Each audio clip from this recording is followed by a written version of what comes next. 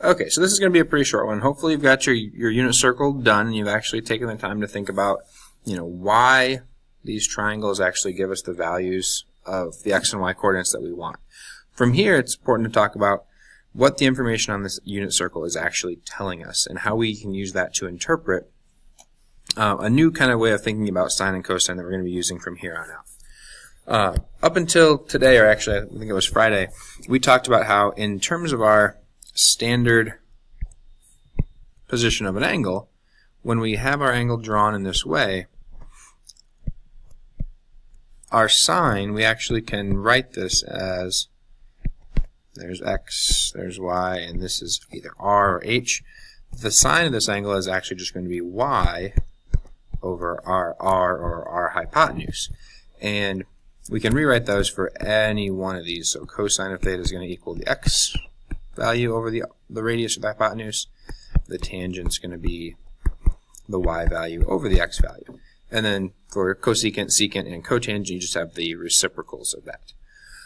This in itself is not extremely useful, but when we actually take that information to the unit circle, the big change here is that this r value in the unit circle is going to be 1. And so we have here the x value and the y value. For example, this is the 30 degree, and our radius is 1. So in particular, in the unit circle, we don't need this r anymore because we know in the unit circle r is always going to be 1. So in the unit circle definition, and this is the one we're going to go with for pretty much the rest of the year, the sine of an angle is always just going to be its y value on the unit circle.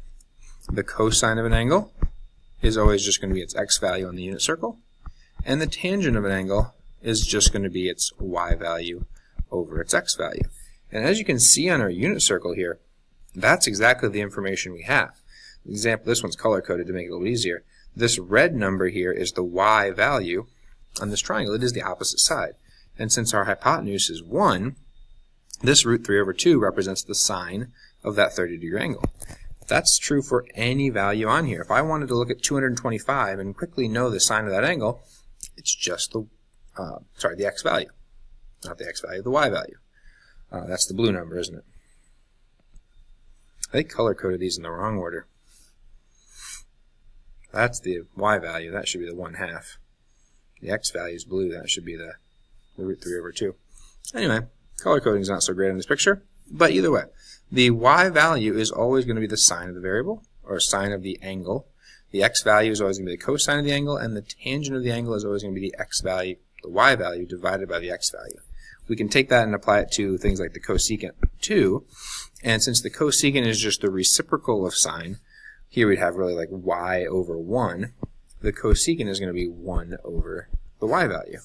For the secant, we're going to have 1 over the x value, and for the cotangent, we're just going to have the x value over the y value. And so all the information that we need to find any of those 6 values for any of the angles on this, that have a 30, 60, or 90 degree reference angle is on this unit circle. So one strategy here is just to simply memorize the unit circle. Lots of people try to do that. It's a lot of information, but if you really take a look at these patterns, just for example, look at the y values. We go from 0 to 1/2 to root 2 over 2 to root 3 over 2 to 1. And then we just go back down. And if you look at the bottom half, the exact same values repeat, just with negatives in front of them. You'll notice the exact same pattern on the red numbers, the x values, just go in the opposite direction. We go 1, root 3 over 2, root 2 over 2, 1 over 2, 0. And then they go back up. So if you notice those patterns, they're actually pretty easy to learn this whole unit circle, but I don't think that's really all that important. What I expect out of you guys from this by Friday when we take the quiz is 2 things. First of all, the first one is the kind of the big idea understanding of this. Why do these definitions here that we talk about for the unit circle, for example, why is the sine of theta equal to y? How does that relate to what we talked about way back in geometry with the sine of an angle being opposite over hypotenuse? In the unit circle, why does that mean the sine of theta is y? And if you think about how we got from a right triangle way back up here, these special right triangles, how we got from there to our unit circle, that's something that hopefully should make sense. And if that doesn't, that's something I want you to be asking about tomorrow when you see me. The second thing is going to be to be able to give exact values for any of the trig ratios for any angle on the unit circle. And I'm not going to ask you to do a ton of these because, again, knowing that you know how to get them is more important to me than that you have them memorized. And so doing it quickly, doing a bunch of them, not that important. But I will expect you to be able to answer questions like, for example, what is the cosine of a 315 degree angle? Make sure that's actually the right one, right? And you could, of course, use your unit circle to answer that question. But more importantly, I would think, is to know, first of all, where that angle is. And so I know this is 270, this is 360, that means 315 is here. That it's a 45 degree reference angle, so that means I have root 2 over 2, negative root 2 over 2, and 1. And so I know my cosine is that side right there. It's root 2 over 2. I don't need to memorize the unit circle to be able to answer questions like that. I need to know generally where that angle is. I need to be able to figure out what my reference angle is. And then I just need to know my special right triangles. If you feel like you need to memorize the unit circle, again, use those patterns. This is one of those great areas in math where patterns are everywhere. So that can help you out. The last thing, let's just do a quick example with one of our reciprocals. So if I asked you for something like the secant of, what do we want to do? 210. We'll do 210 because we did 210 earlier. So I know 210 is going to be right here. And like we talked about earlier, that's a 30 degree reference angle. So I know I have negative 1/2 here. I have negative root 3 over 2 here. And I have 1 there. And you could also just go back, and you don't even need to know those. You could go way back to the beginning here and use these same values. That is going to work just fine as well if you don't want to have to remember two different sets of special right triangles. So I'm talking about secant. I know secant is the reciprocal of cosine, and so cosine is the adjacent side. The secant is just going to be 1 over that adjacent side. Now here's where we get the big thing. 1 over negative root 3 over 2. If we remember, all that means is that we're going to flip that bottom fraction over, and so now I have 2 over root 3. And it's negative. I can't leave it like that, so I'm going to rationalize that denominator by multiplying by root 3 over 3, or root 3 over root 3.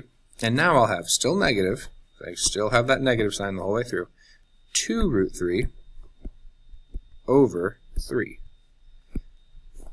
And that's my secant of 210 degrees. That's as fast as I need you to be able to get these. There's no point to me in memorizing those values. What I want to see is that you understand that those reference triangles, those special right triangles, set in the unit circle, give you those x and y values which you can use to find any of these angles.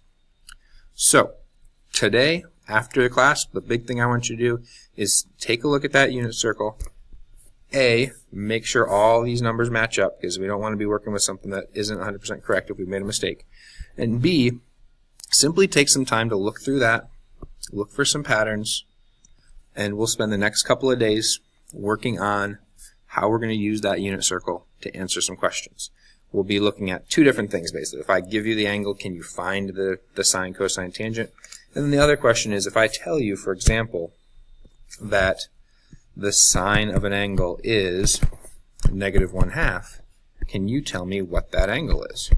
And if we have a good understanding of our unit circle and those special right triangles, that's something that we can do, because that negative 1/2 had to come from a 30, 60, 90 triangle. And so we know it's going to be one of those. Since it's the 1/2, the small side, it has to come from that 30 degree angle. We just have to figure out where on the unit circle that is. And so that's going to be the goal for the rest of this week. I will see you tomorrow, and make sure you're taking a look at that unit circle, studying that a little bit tonight, working on looking for some patterns, and we'll pick that up tomorrow.